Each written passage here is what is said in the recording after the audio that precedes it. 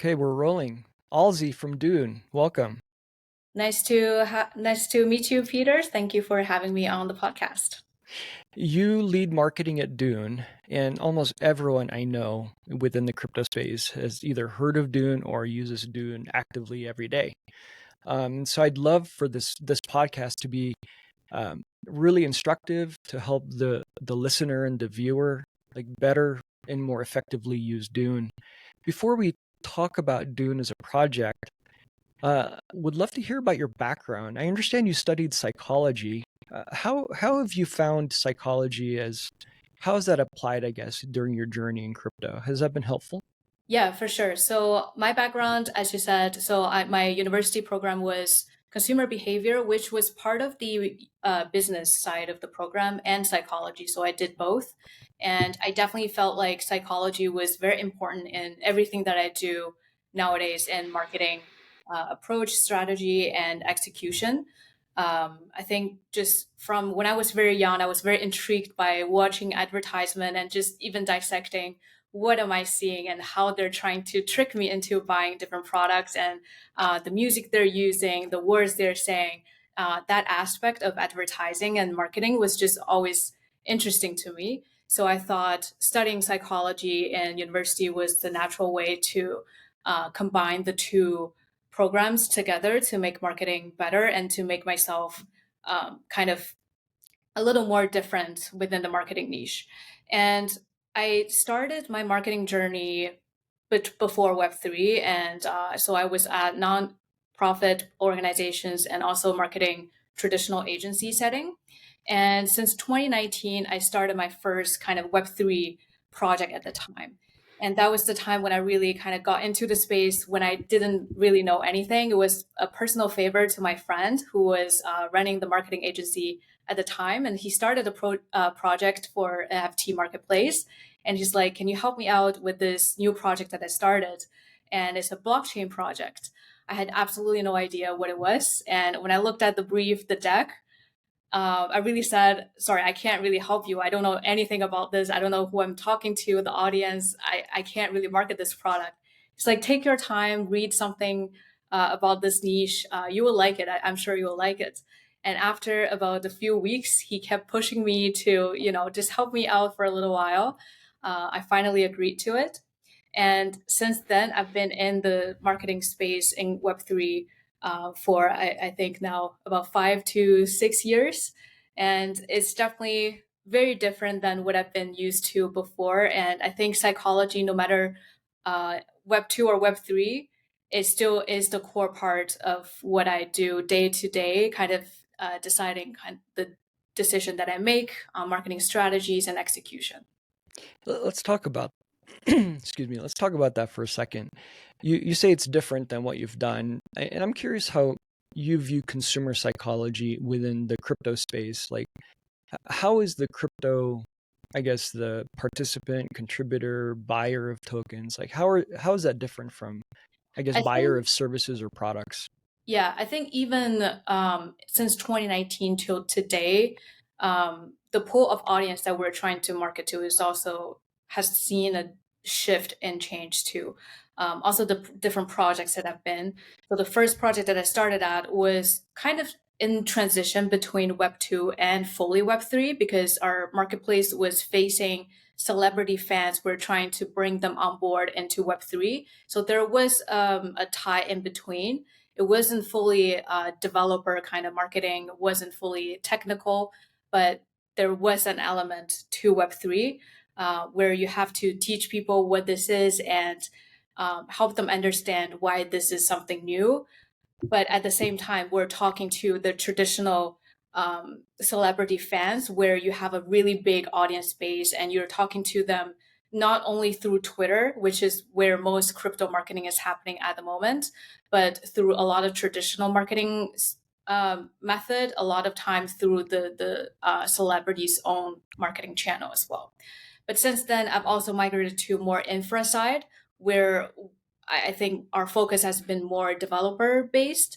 And I've seen the side where Web3 marketing has a lot to it that's very technical. And we're talking to a pool of users who who know the space already, and we're talking to users that basically understand the technology, and it's kind of talking within an echo chamber almost. And it's different than Web 2 marketing, where you send a message across and it's almost like you're talking the same language with everybody, but Web 3 is already coded language. Yeah. I've heard that comment from a lot of founders where, they on crypto Twitter, it's like speaking to an echo chamber, and many have shared the desire to, how can we grow the pie? How can we get new people into the space? And that's been a challenge for a lot of folks that we don't need to get into here, but I think as we talk more about Dune, I think Dune could be one of those, I think, platforms that could actually be a catalyst to invite new people into the space that are, maybe primarily data driven, and Dune definitely does that. Alzie, let's talk about Dune. Um, Maybe if you could help describe for the audience that may have not heard of Dune or have Mhm. used it, like what Dune is and who are the kind of the target customers for Dune. Yeah, for sure. So Dune is the data platform for everything on chain. We started in 2018, and Dune started and went viral as the dashboarding tool, where we host the blockchain data, we decode them, and we make them humanly readable, which means they're transformed into data sets that you can query using SQL language. This is the language that most data analysts, even in Web 2, are familiar with. And they can use the Dune platform, where we have the SQL language, the SQL editor, and you can just go in, put in whatever you want to search. For example, transaction volume for the past 10 days on OpenSea. And they will automatically generate the chart for you from the blockchain that you choose and things like that. So we started as this dashboarding tool. Everybody found that, this is the tool that make blockchain data visualizable, and you are able to share that with everybody on the internet. And that's when we started seeing on Twitter, on media, everybody started using dashboards to back up whatever story they were telling. And since then, Dune has grown a lot outside of just dashboarding and analysis. So, like I said, Dune hosts these data, which means we index the blockchain ourselves. We ingest the data, and we've had about 100 blockchains now indexed. So, which means we're aiming to have all the blockchain data in one place instead of going to different blockchain explorer, different data tools, which usually an analyst need 5 different tools to analyze different blockchains, and we want them to just need one tool eventually to do whatever they want.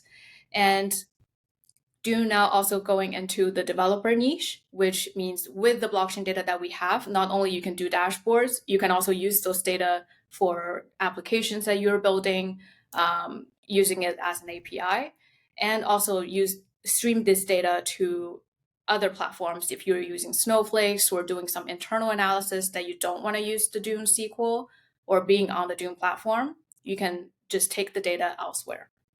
Yeah. No, I mean, as a user of Dune, I love Dune. Um, and one thing as a marketer that I'm always looking to do is to learn more about my users and learn more about my audience. Um, we know marketers are one audience type that uses Dune. You mentioned also developers. Yes. Maybe tell us some use cases, or let's start with, I guess, the audience segments that Yeah. use Dune and kind of the kinds of use cases that they might have, that they use Dune for. Yeah, so one thing that made Dune quite successful is because we kind of capture a lot of people, from technical people to non-technical people. We have technical people that are familiar with data engineering, with data analysis. They build the actual queries and the dashboards for people to consume. And then we have the data consumers. So somebody like me on the marketing side, I can just go in and see whatever people already built out there. And if I want to search, right now the most popular is pump fun and some meme coin, or if there's an airdrop things going on, people go in there, check what's going on. And so everybody essentially in the space, they can come to Dune and check the data that they're interested in. This includes, researchers, if you're writing an article, journalists, marketers for your own projects, blockchain, BD, finance people, and essentially everybody. And for marketers specifically, what we've seen is that a lot of people use these metrics to track their campaigns. So, we've obviously seen people use Mindshare to track campaigns. That's definitely a great initiative in crypto right now because, for especially for token prices, we know that's quite important. But a lot of time we need data driven specific metrics to see what's performing, what's not. And what's good is you can upload off-chain data for whatever campaign you're running or whatever things you have internally to Dune to match with any on-chain data that you want to track. So let's say you're running a campaign, a marketing campaign that you want to track how many wallets have been onboarded since then, how many transactions have run since the campaign started. You can do all sorts of analysis together. And you can make it private too if you don't want that to be public information. And this can inform your next campaign to know what's performing best, what's not. So that's one way of measuring on-chain data using Dune. Another way that we've seen is people using it as the competitor analysis. Since we have over 100 chains, so really most of your competitors are probably on there, and a lot of their data are publicly available. And you can just go in there, put all of your competitors together in one dashboard. You can measure transaction volume across all of your competitors, measure revenues, fees, gas fees, everything on one dashboard. And again, you can make that private if you just want to use it internally. So that's the main use cases that we've seen from marketing. Yeah. The and those use cases make a lot of sense. When I think of using a data platform like Dune, I'm thinking of how effective is my campaign, Mm-hmm. and then Dune can help me with on-chain data. I'm also thinking around acquisition. And acquisition could be new users to an application, or new wallets that were created, as well as maybe tokens that are bought through Yes. these new wallets.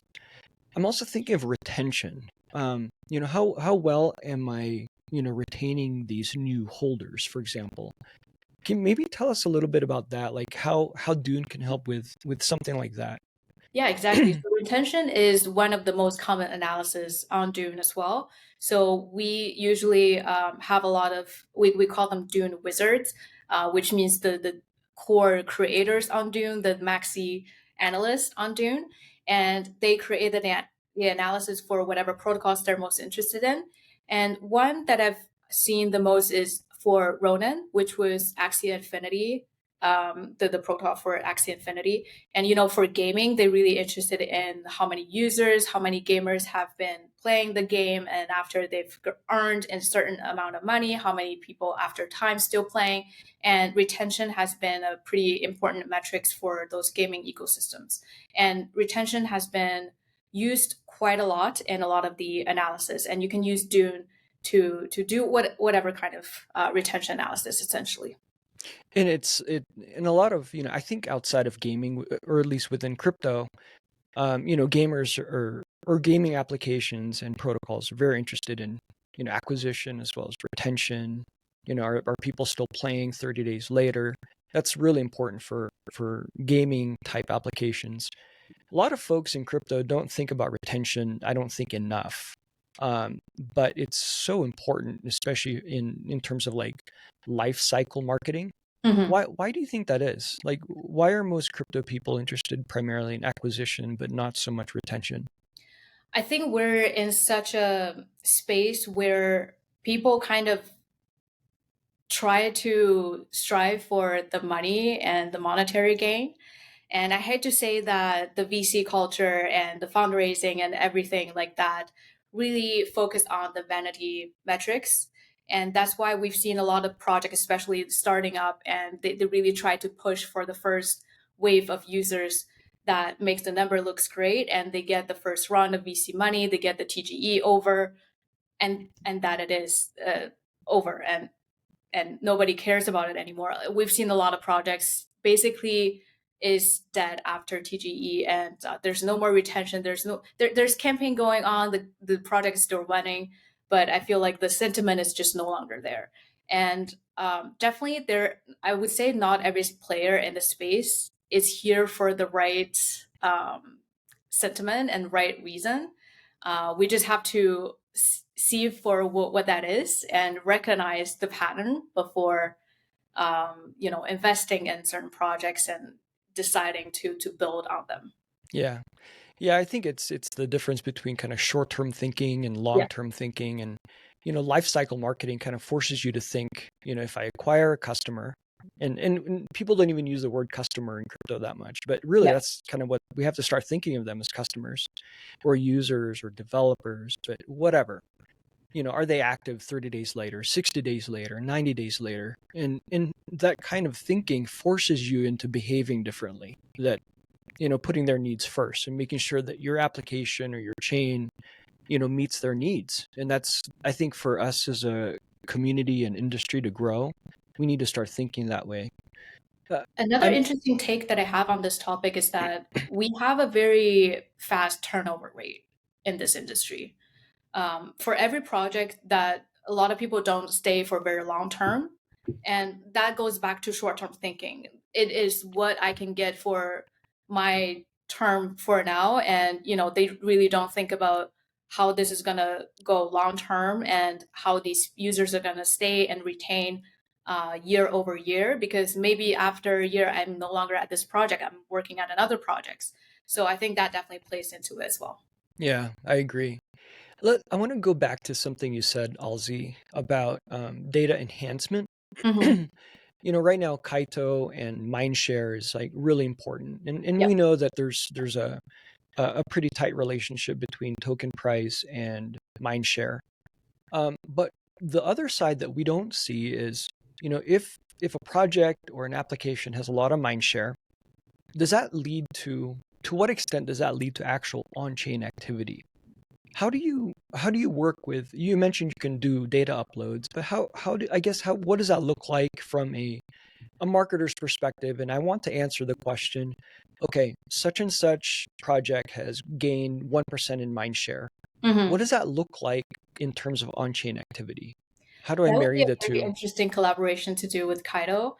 And we're talking with Kaido team. I would be really interested to see if we can build a dashboard together to maybe have Kaido's data on mindshare gains versus the blockchain's on-chain transaction volume changes, and um, even their fees, gas fees, and revenue changes.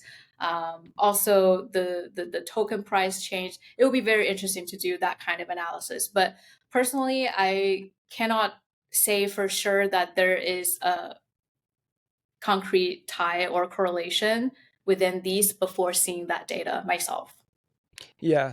And in our space, people can create new wallets. And so being able to tie, the wallet that they used in, prior to going on chain, I don't know, like being able to tie kind of one event to the next event, to on-chain activity, to off-chain, like uh, that becomes a very, very big challenge for marketers. And coming from the Web 2 space, that type of analytics is like, I relied on that.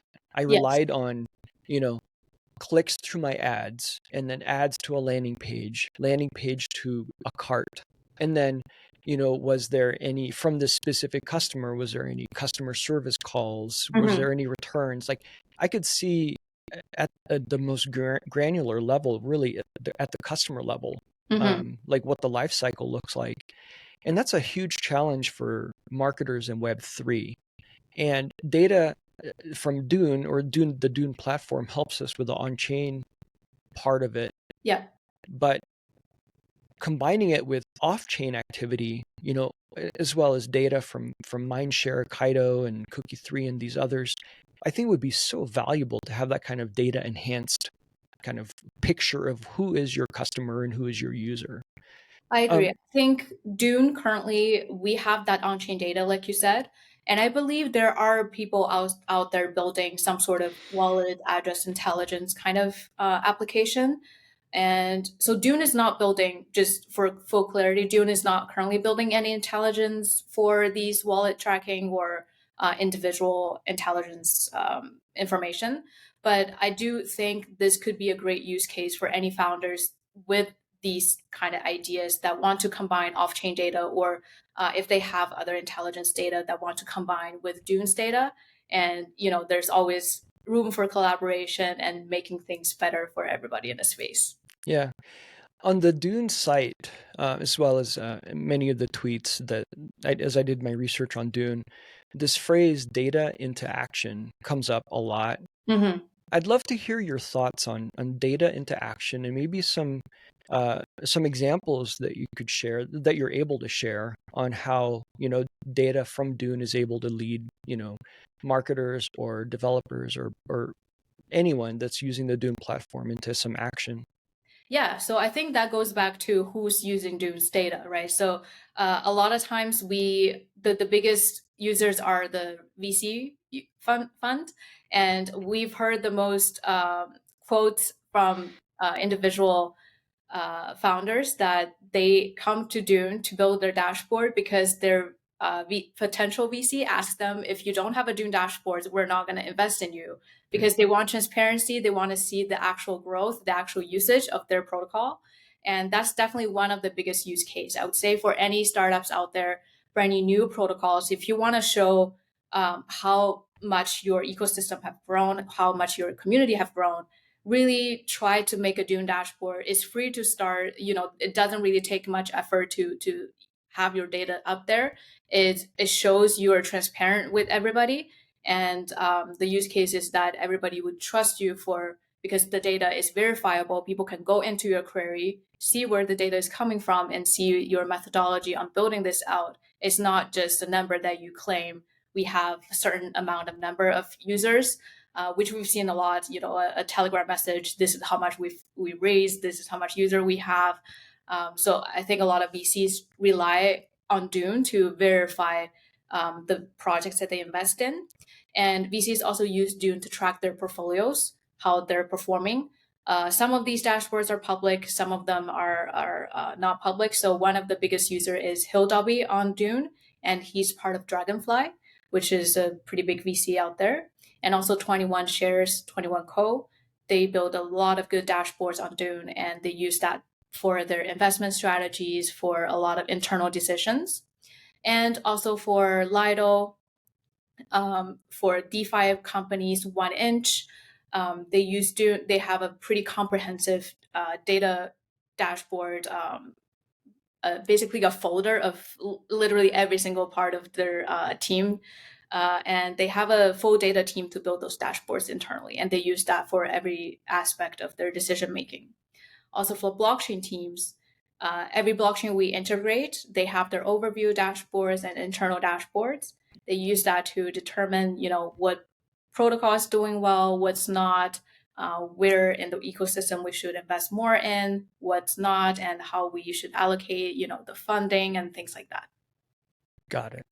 No, that's super interesting. How difficult would it be? So let's say you're a project that is Mhm. on some chain that is supported by Dune, um, and they want to be more transparent with their audience or their Yes. community. How would they go about getting started? So I think first is to search if your dashboard is already on Dune. A lot of times you will be surprised. Maybe some of your community member already built something on Dune. I would say first search, just terms your projects, and if somebody built it, that's great. If not, if you have a data team in your team, they can start building. Sign up for an account. It's free to start. Dune's free tier is pretty generous. I would say you can start building pretty much everything from the free tier. The upgraded tier is mostly for more credits. If you need building more dashboards, more complex queries, that's when you need the upgraded tier. And then if you don't have a data analyst, if you basically just non-technical, you don't want to do anything with that, you only want to see the dashboards, the easiest way is to either connect with Dune team, where we find somebody in the community that's familiar with the chain, either EVM, non-EVM, who's familiar with the architecture, or you can do a contest. We can help you promote the contest to create some dashboards. So that's the easiest ways. Yeah. So the project I'm thinking about is they're on an EVM compatible chain, and they Mhm. have also a game. I think two, maybe three games. Yeah. Um, and so, if they connected with the Dune team and you guys brainstorm on what kind of dashboards would make sense, because they're interested in players, they're interested in NFTs that are transacted as well as transactions. Do you go through this kind of, I guess, brainstorming with them on what I guess criteria as well as what variables need to be on the dashboard? Yes. So we usually leave this up to our data creators and the team together. So they will together come up with the idea on the dashboard they want to create. And a lot of time, the project themselves have a pretty good idea of the specific metrics they want to see or their community wants to see. And with that, the data creator from Dune side will be able to gauge, okay, what data we already have. The data, if it's complicated to do, we have a thing called Spellbook, which is the data sets that's not easily, the basic simple raw data or decoded data that's already on Dune. And they will be able to compile the data sets together and put it together on Dune. That's in the future, if other projects also wants to query that from you, it's for public good and everybody can access that in the future. And so you can also go through all the other projects, what they have done in terms of metrics, and see, pick and choose what's beneficial to you. And one thing about Dune that's good is you can fork people's query, basically copy Mm. paste. And with fork queries, you can just change where the data set is coming from. If this is for another chain, you just change the chain ID and change this to your own chain and things like that. That's huge. I mean, that could really spark the team's productivity so much quicker. That's great. Yeah, and now with AI, right? You can just write SQL queries in AI, and Dune has native integrated AI prompts. So if you want to try something, I wouldn't say the AI replace human written SQL, but you can definitely start something simple with the Dune AI built in. Yeah. So we've talked a lot about the data that Dune provides and the insights into action that Dune can help marketers as well as other users with. I'm curious to hear from you on what, despite all the great data that Dune provides, what are some things it doesn't provide? So I guess when I think as a marketer, I think of stories, and I think Mhm. of data tells one type of story in terms of growth and patterns. But what kinds of stories maybe Dune doesn't tell us yet? Like, uh, how do I say this? Um, I guess what is Dune's really great at one thing, at many things, but what doesn't Dune tell us right now? Yeah, so my answer to that is we think of Dune as a very neutral platform that we show you the data, but we don't tell you the story.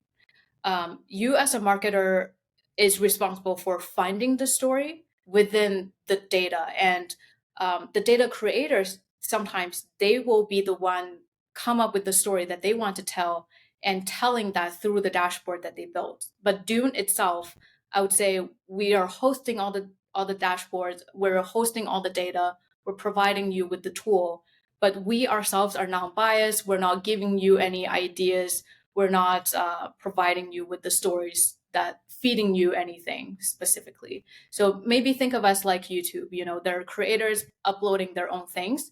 You can watch whatever you're interested in. You can search. You can get feeds that's recommended to you. But YouTube itself, there's no content from YouTube, right? So I think that's a pretty good analogy to what Dune is currently providing in terms of stories. And that makes sense.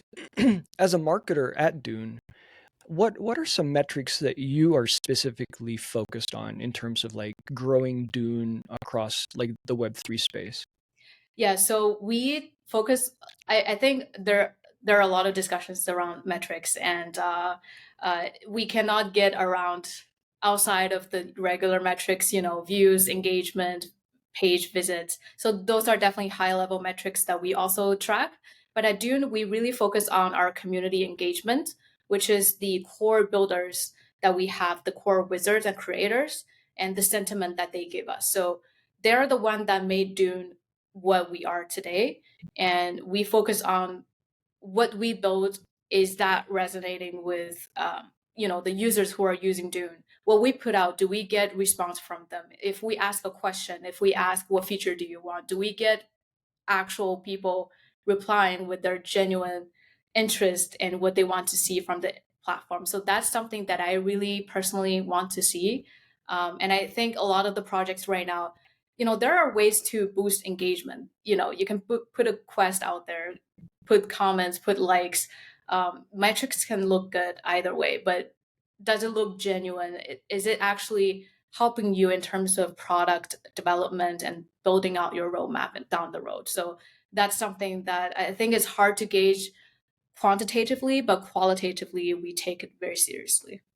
And that's you mentioned product development, and that's one of the things that I think is really unique about Dune is that it really grew. It was very product development focused, and it there was just a useful, really great product, and the entire community rallied around it and is using it, and it really grew from the product itself. Yes. And that's really unique.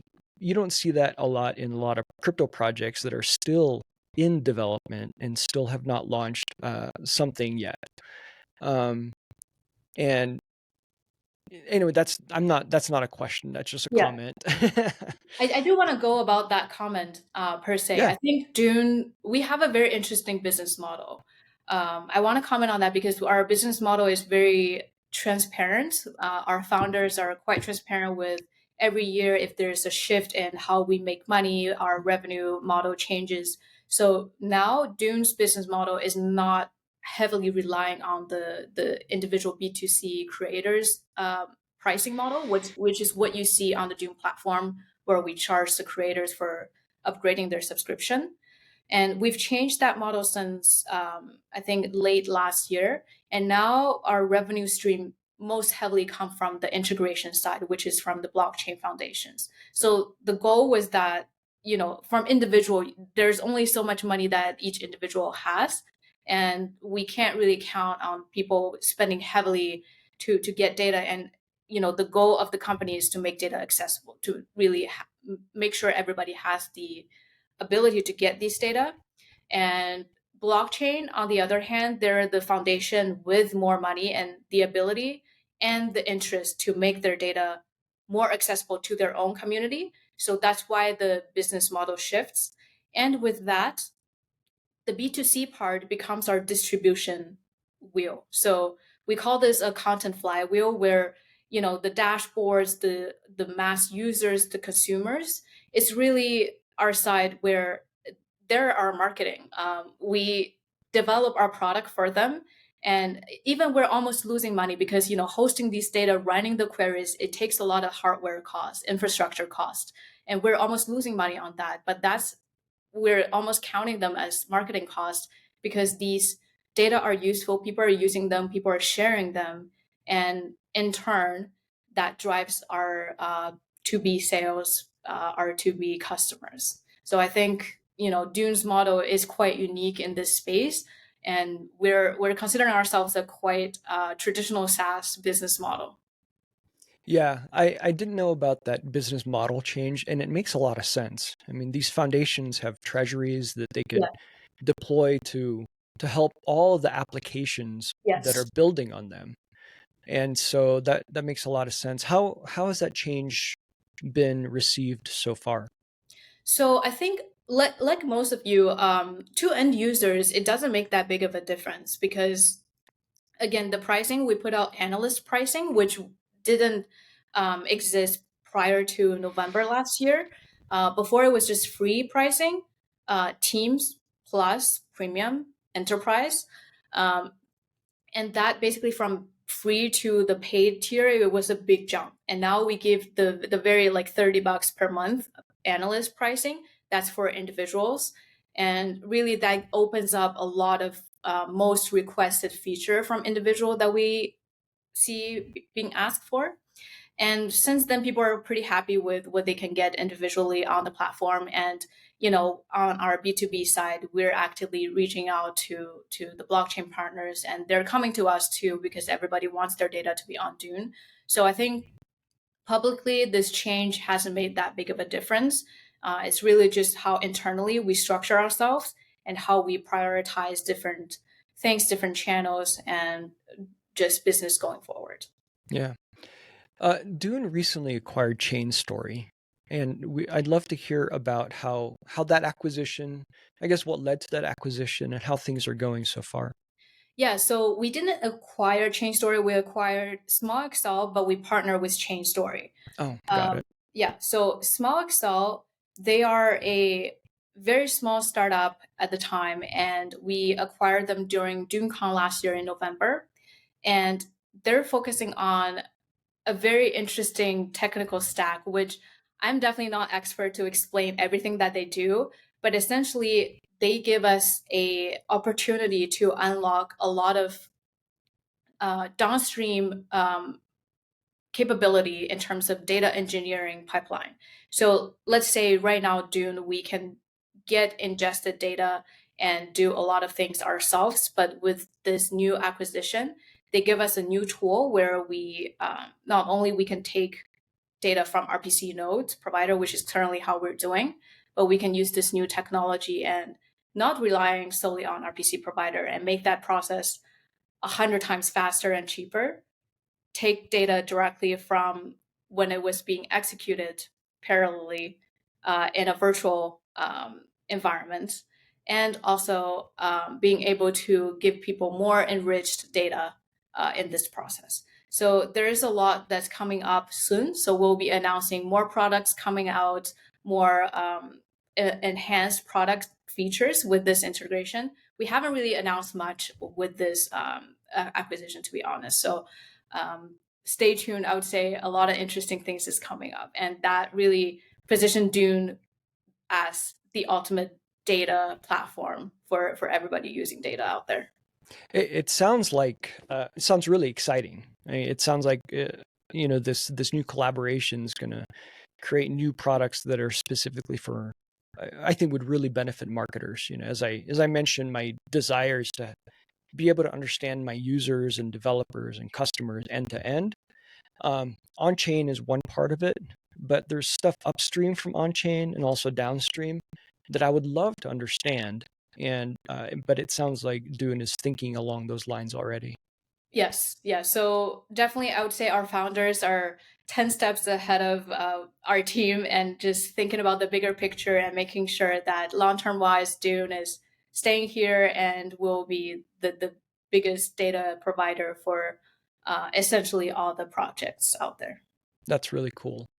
Um, Dune recently launched a university program or announced the university program. Tell us about that, and I guess what are your goals are with that. Yeah, so we actually just announced this morning, and this program started when we were at Denver, so it's really recent. We were there, our team were on the ground, and we had a lot of university students coming to us and saying, "Hey, our club, we have a lot of students wanting to use Dune. We want to learn more about on-chain data. We want to explore your product more, but what kind of supports can you give us?" That really got us thinking, our goal is to make data accessible. And what are better ways to do it than giving this tool to the next coming up talents to Web3 and making Dune as the first go-to platform for them since they first start in Web3. And this program essentially entails a very heavily discounted Dune product for them. And basically, one university, you only need one subscription for the entire team, so it's really cheap. Personally, you barely need to pay anything if a blockchain club is paying for it. And we are sponsoring for small meetups, or if you want to do some Dune workshops, meetup and educational things together, we're sponsoring that for university students. And also there are tons of materials that we provided for people to learn about Dune, to learn about SQL, guides, and basically giving you the whole 101 to get started with on-chain data analysis. And finally, we're giving you a talent program for matchmaking from students with top protocols. Like I said, we can match the protocols with wizards at Dune community. And with this program, we hope to have more and more student learning on-chain data that can be, new talents that we give out to top protocols that can build out dashboards and applications for them. And I think that right there, I think would be really helpful because, you and I know that these protocols have, they have kind of competing priorities and developers that are building the protocol itself. And so finding developers to build these dashboards could become a challenge. And so opening up the university program could, I think, be very helpful for many of these protocols and applications. Yeah. Um, and it's a great outreach too. I've been part of some university programs where we partner with university clubs. Once worked for a layer one, and we had, I think, close to like 60 partnerships with university clubs across, lots of universities across the world. Yeah. And it's exciting to see kind of the up and coming people at these university clubs that are interested in blockchain and some of the talent that they bring. And Hmm. again, that's another way to grow Web3 is to Yeah, bring in exactly. people that Yeah. are not at Web3 right now, and a lot of them are in these university clubs. And Um, even the people currently in Web3, I would say a good yeah, majority of them are still students. We have a lot of young talents, and I think, that's where the new talents would come from, and we should really tap into that. I think every project, if not already doing that, they should really consider, allocating some of your resources to the university students and to more people outside of Web3 and try to convert people into the space. yeah. Dune produces tons and tons of content. Not just from the data, but there's also use cases as well Mhm. as like how to use Dune. Tell us how content plays, the part content plays in terms of acquisition for Dune. And acquisition means like new users of Dune. Right. So our content, because we have so many different audiences, so that's why we also have so many different types of content. That's, I would say, is one of the difficulties I'm running into at the moment, just because with the expanding product suite, expanding personas that we are facing, it comes to a point where, the types of content is also expanding, and I'm speaking with so many different personas every day with the different content that we're distributing. So it's definitely becoming harder and harder for my job. And, we don't have that big of a marketing team. If you don't know yet, I'm the only marketing person on Dune's team, and I'm mostly producing most of the content.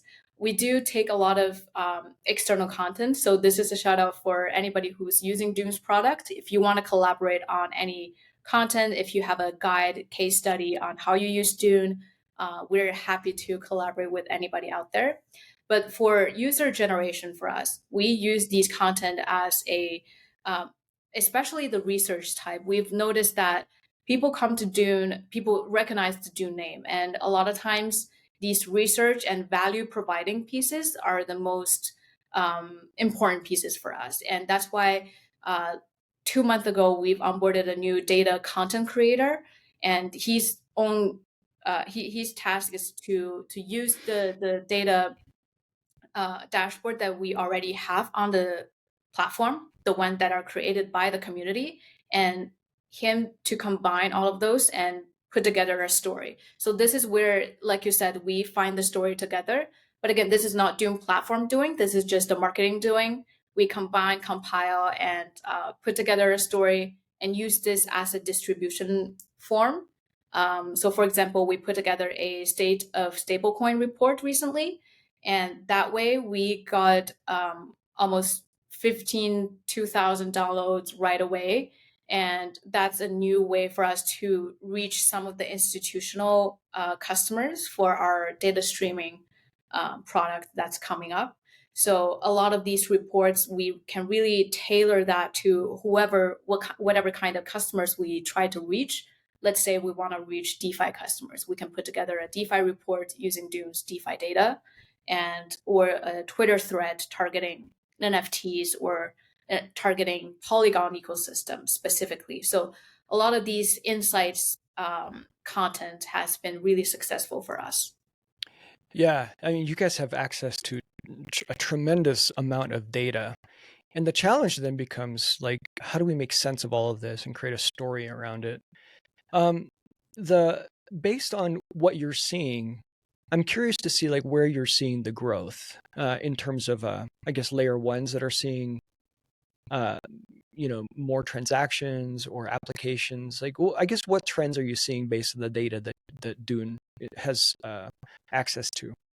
Yeah, so I'm not the biggest data person. So from what I'm seeing, layer one, layer two are definitely both growing. I think there has been a debate recently on how layer two has been cannibalizing layer one's fees, revenues, and things like that. So I think it's up to your individual takes based on how you look at data. And that's where I found with that debate, a lot of people whip up their own dashboards from all kinds of different sources, and that's where you can see you can use the same data and tell a different story uh, based on how you put different data together. You put three different charts together and you can tell a different story. So data is objective, but your point of view and your storytelling could be very subjective. So that's why we always say that Dune tried to be very neutral with what we say and what we present. And what we've seen right now is the blockchain ecosystem is still growing, and the layer two numbers are not going down anytime soon. We see so many layer twos popping up, and layer ones, unique layer ones, that's not EVM, that's not Solana. So unique texture, architecture layer ones are popping up too.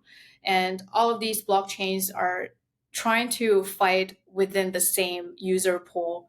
I think after speaking to a lot of people and seeing the data, they're all fighting for the same developer pool, a same user pool too. So that's why I also think from a marketer perspective, if you are a new chain coming up, you should really consider how you can differentiate yourself from all the other chains and how you can really onboard people outside of current Web3 user base. Does the data point you to anything tangible in terms of how chains could differentiate themselves and be more attractive to developers? I think on-chain data has only so many things that you can differentiate from each other, right? There's chains that are competing on transactions per second. There's chains competing on gas fees. There are chains competing on number of users, revenue. I don't know how many revenue you give out to developers building on your chain. So there's only so many things you can see. Um, but again, a lot of times that's not really the exact science that determines if that's how you're going to differentiate, because a lot of times we see a blockchain that they just have a strong community, even though a lot of the other aspects may not be exactly very differentiated. They just have a strong community. So yeah. Yeah, yeah. And that's where kind of data enhancement makes sense, where, if you have a strong community, there's a lot of engagement, and being able to overlay that data on top of data Yeah, trends of transactions for that specific application or chain would be so helpful. And to see if there's a correlation, you for know. sure. Um, and I think that that's what I would be looking to uh, from doing going forward, especially with this, some of the new partnerships um, and initiatives that Dune has going on. It's like data enhancement is so important, and being able to see kind of upstream and downstream from on-chain data would be very, very interesting. I think to I think a pretty large segment of users of Dune, but is also really hard to do. Like that's like really, really hard work. Um, Ozzy, tell us more about like some of the initiatives that Dune has, and maybe like anything you'd like to share with the viewers before we end. Yeah, so I would like to say that Dune is at a very interesting space today where, like I mentioned a couple of times, we're growing outside of our early dashboarding phase. And I like to really emphasize that right now, Dune is going full on the data, overall data hub, not just dashboard. So really remember Dune for on-chain data versus Dune analytics and Dune dashboards. That's one thing if anybody wants to get a takeaway from this podcast, that's something I want you to remember. And another thing is annually we'll have DuneCon. And I'm not sure if Peter, you've heard about DuneCon in the past, or anybody listening to this have been to DuneCon. But last year we had it in Bangkok at DevCon. And this year it will be somewhere announced very soon. And I hope people will be very excited for DuneCon because last year I heard really, really great feedback about our event. So this event will be very data focused, but we'll have the best speakers in the space because we have all the blockchain partners, we have all the top projects. So you can really expect all the tier one speakers coming to our events and having all the top analysts and teams there together. Well, we're looking forward to hearing where DuneCon is going to be this year and the other initiatives that I'm sure will be announced then. So, Alsie, thank you so much for taking the time to spend with us, and congrats on all the growth and amazing things that you and the team are doing at Dune. Thank you so much, Peter, for having me. It was nice chatting with you this time.